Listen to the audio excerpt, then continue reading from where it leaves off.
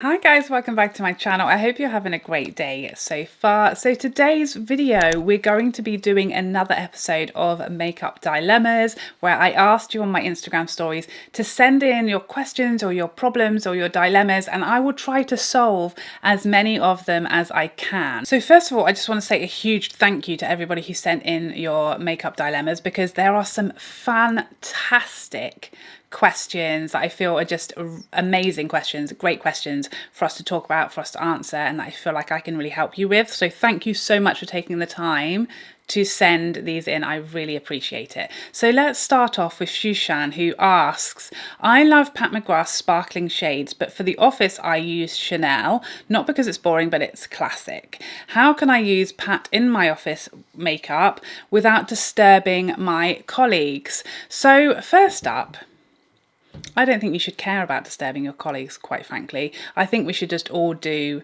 our makeup exactly how we want to do, regardless of how other people might feel about it.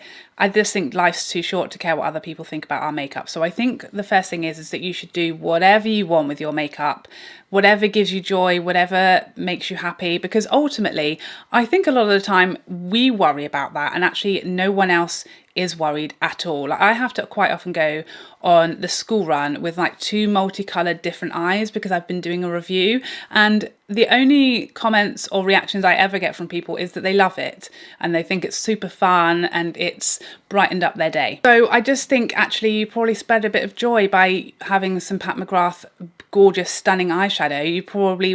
Your colleagues will probably love it, and you're worrying for no reason. However, I will say that if you do want to do a more toned down, a more subtle look, all of the Pat McGrath palettes are more than capable of doing a more classically wearable, subtle, softer look. This is the one I have on today. This is Mothership 3. I get confused with the numbers, but I basically used this matte brown in here, a bit of the brown shimmer, and then this one towards the front of my eye today.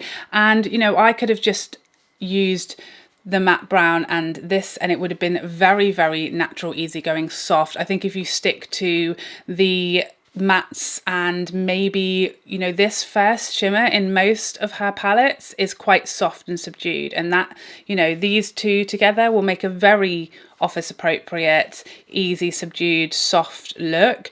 You know, if you steer away from the more bold shimmers or the special shades, then it's absolutely office friendly if that's what you want to wear. But again, I just think really these days anything is office appropriate and you can just do whatever you feel like, whatever you fancy.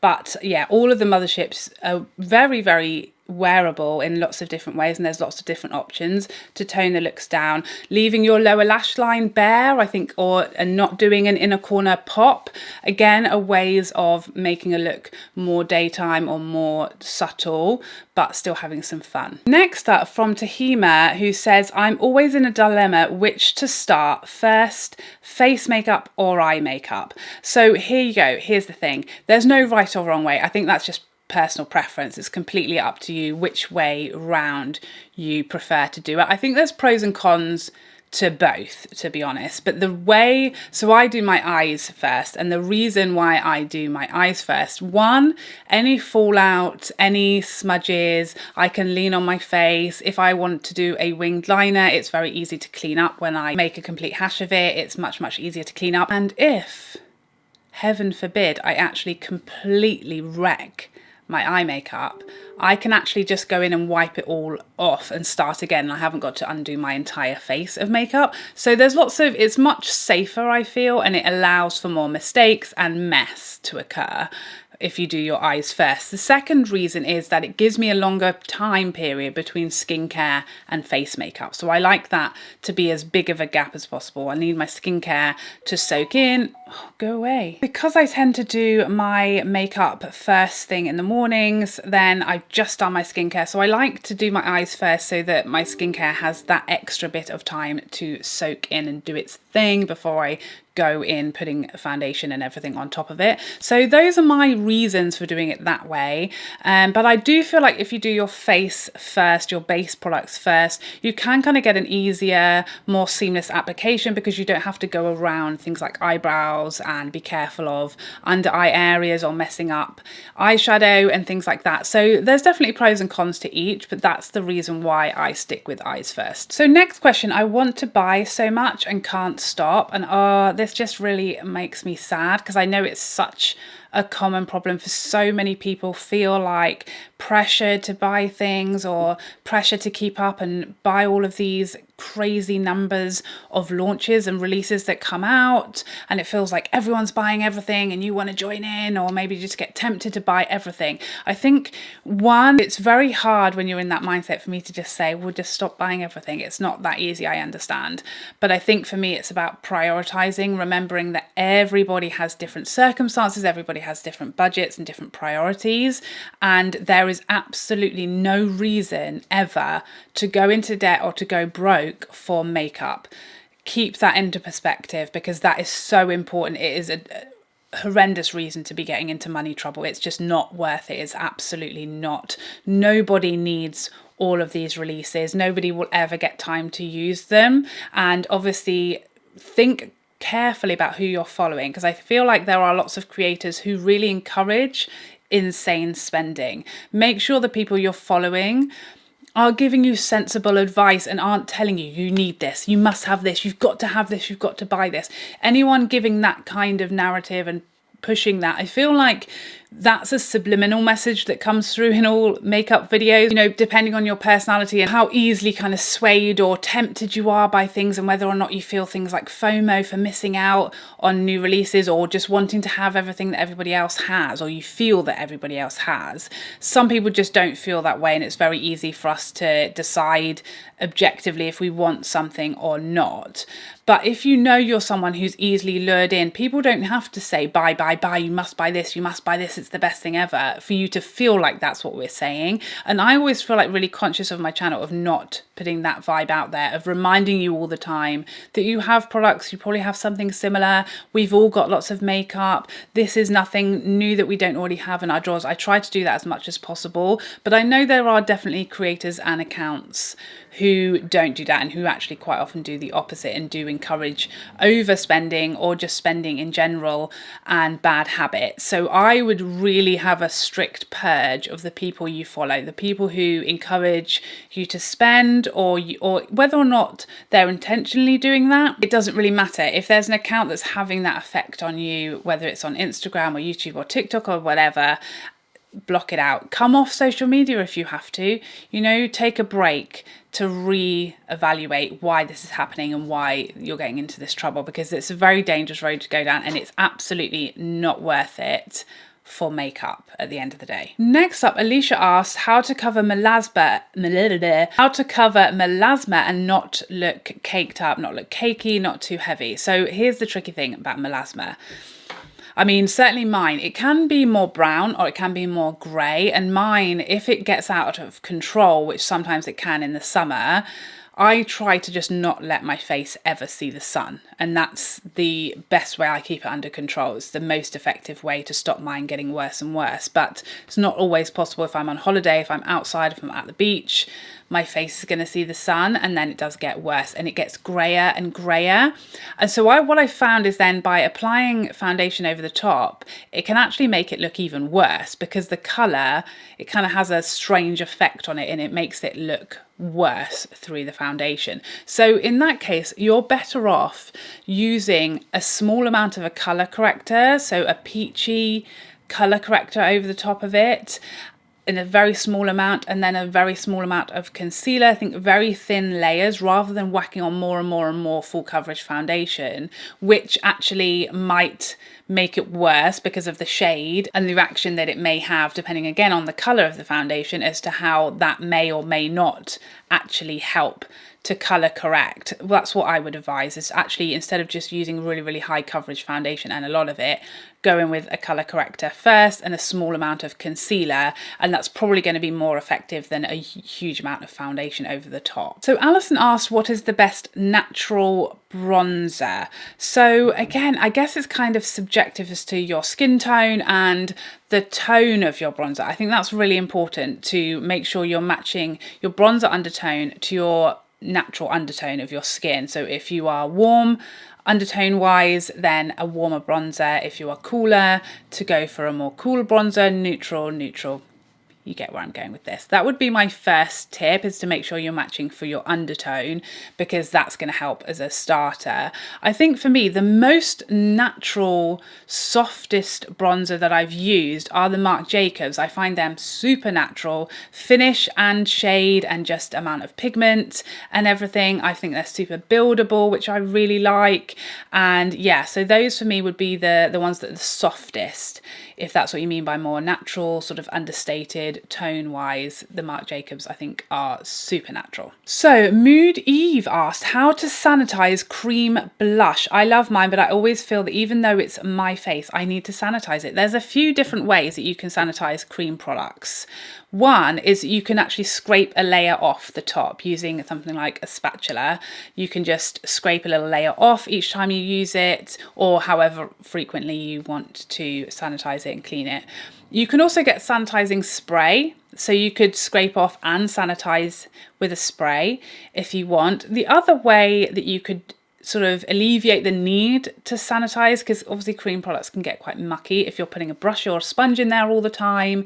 They can get, I mean, even though it might just be your product in your face, they don't look very appealing after a while if you don't sort of clean them or do something with them, I find. So one way to get around that is to actually never touch it in the first place by using something like a spatula that you can get from somewhere like My Kitco, and actually getting a little bit of the cream, blush, bronzer, whatever, onto the back of your hand, and then using a brush with the product that you've taken out.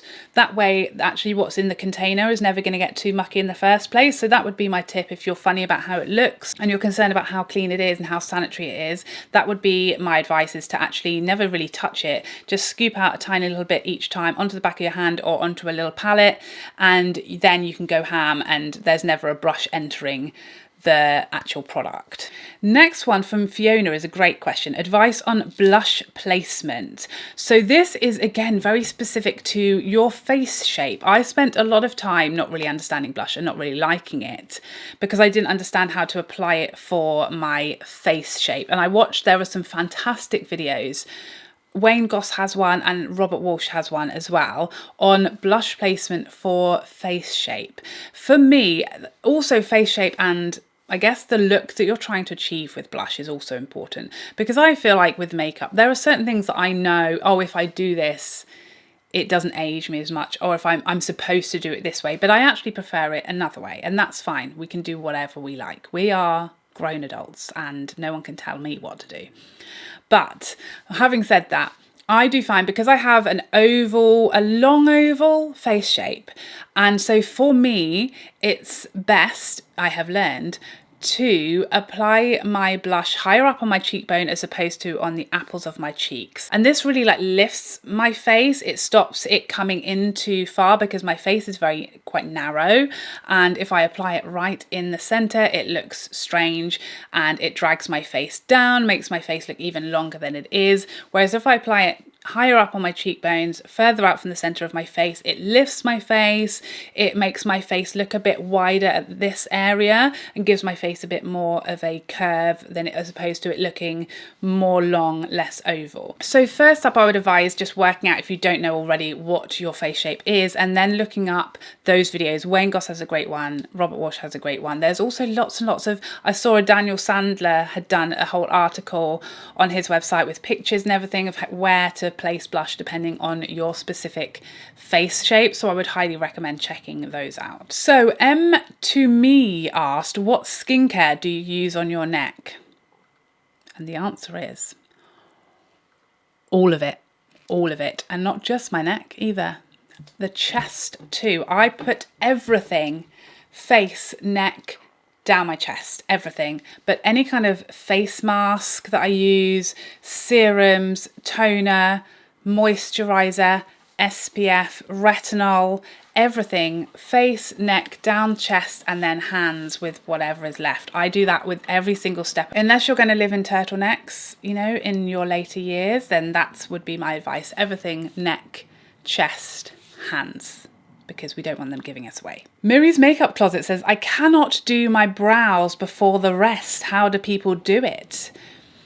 I think this is a bit like the eyes or face first. I feel like everybody does their brows at a different time. I do mine first before anything else, and then I'm just a little careful when I apply my foundation. I go around them and I'm just a little careful with a brush through the center of my brows and like around them, so that I don't really like to carve out the top of my brows, but I also have a lot of redness just close to my brows, so I don't want to leave them either. So I am just a little careful. I've also seen people who will apply their whole face and literally do like their brows last. So I think you just need to do it however it works best for you. We just need to find a way to make things as easy as possible, because we don't want to complicate it. And just because someone else is doing it in a specific way doesn't mean it's going to work the best for us and our skill level. That's the thing I see, you know, pros. I follow a lot of professional makeup artists, and I have to do things differently because ultimately they're much more skilled than me and much more talented. So therefore I need to do it in a way that's easier and that works for me and my skill level. And sometimes we're just not all the same. And the way we do our makeup, we need to just find the way that makes it easiest, not the way that's supposed to be the right way, if that makes sense. Jess, lovely Jess, asked, concealer for over 30s. Each time I use it under the eyes, I look 50 years older.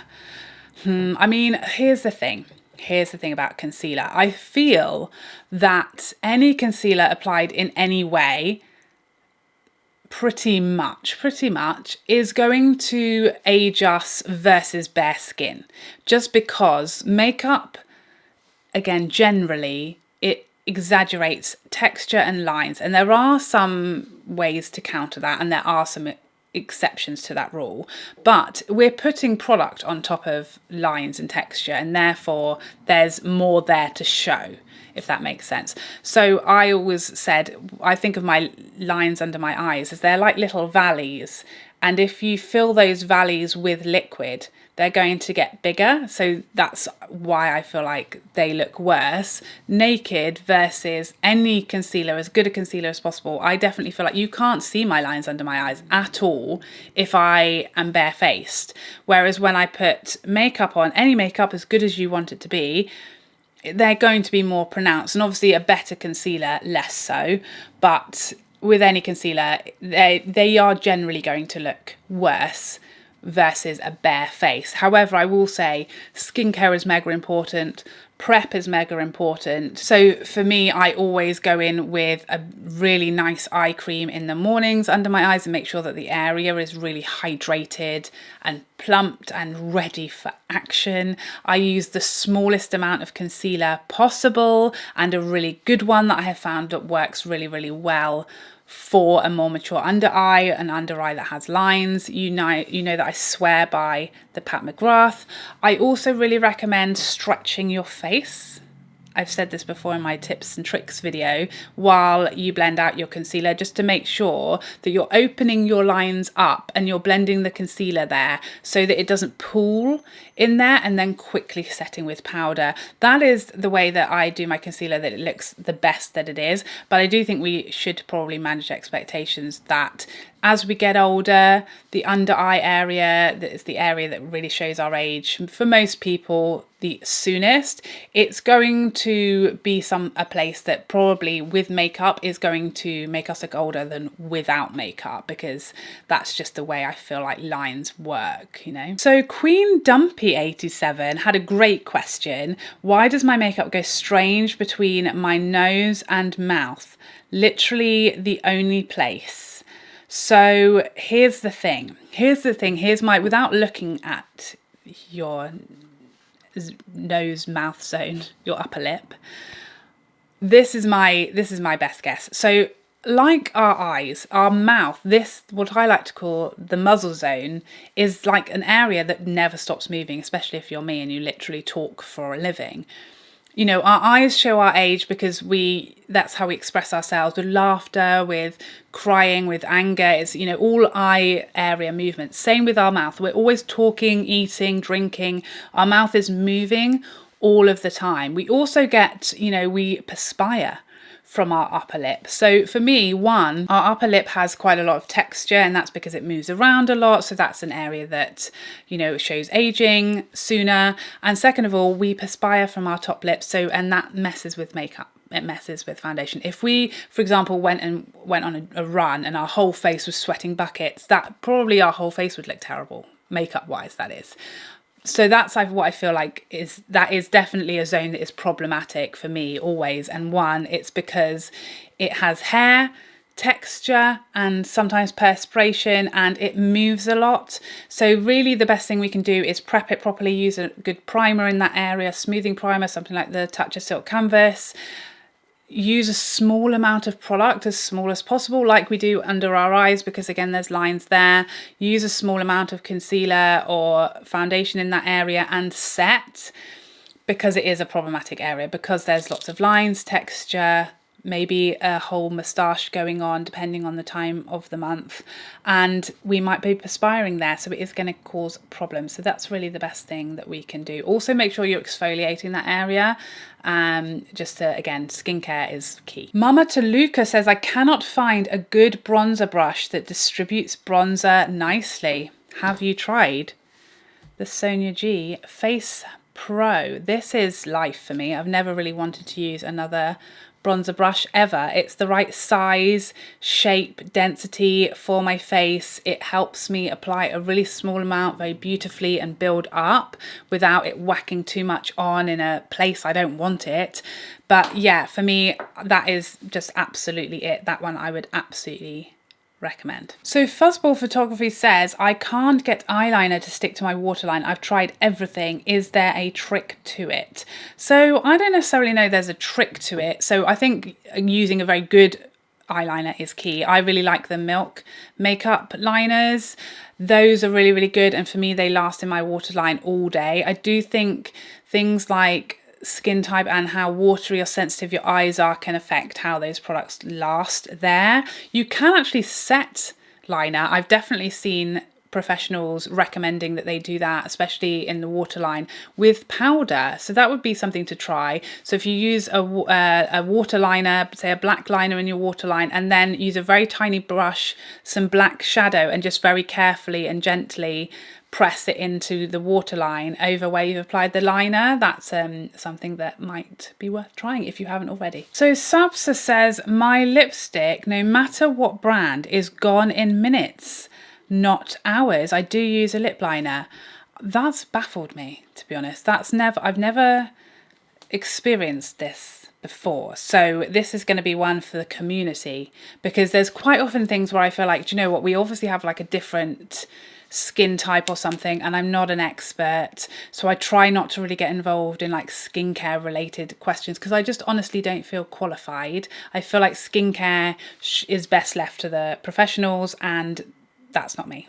I don't know what I'm talking about, and I can only really help with what I've used, what's worked for me, or what my experience is. So if we have a different skin type, then I have no idea. That's the honest answer, and I'm only going to be telling you something I've read from someone else. So I try to steer clear of skincare related questions, because I don't feel like I'm knowledgeable enough, and I think it'd be probably unhelpful and irresponsible for me to answer questions I don't really know what I'm talking about. Although that's probably what I just did for the last half an hour. So however, this is not an issue that I have ever experienced. So, and other than lip liner, which you said you've already tried, I'm not sure what else to suggest. I would definitely recommend lip care, lip scrubs, lip balms, because the healthier our lip skin is, the better. But as far as it literally disappearing, I mean, you could use obviously liquid lipsticks that are a bit hardier, something like the Chanel liquid lipstick. That is like super bulletproof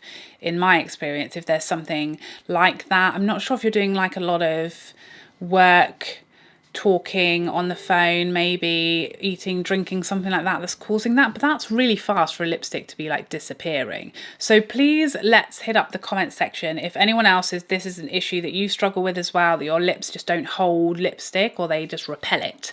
Then let's hit up the comment section with our tips on that and getting better wear out of lipsticks if you too find yours is just disappearing in some kind of murder mystery that remains unsolved. So that's all we have time for today. My tummy is really rumbling and you might even be able to hear it on the microphone. I need to go and eat some lunch quite quickly. So thank you so much for sending in your questions. I really hope you enjoyed this video and found it helpful, and I would love to see you in the next one. Otherwise, take care for now. Bye.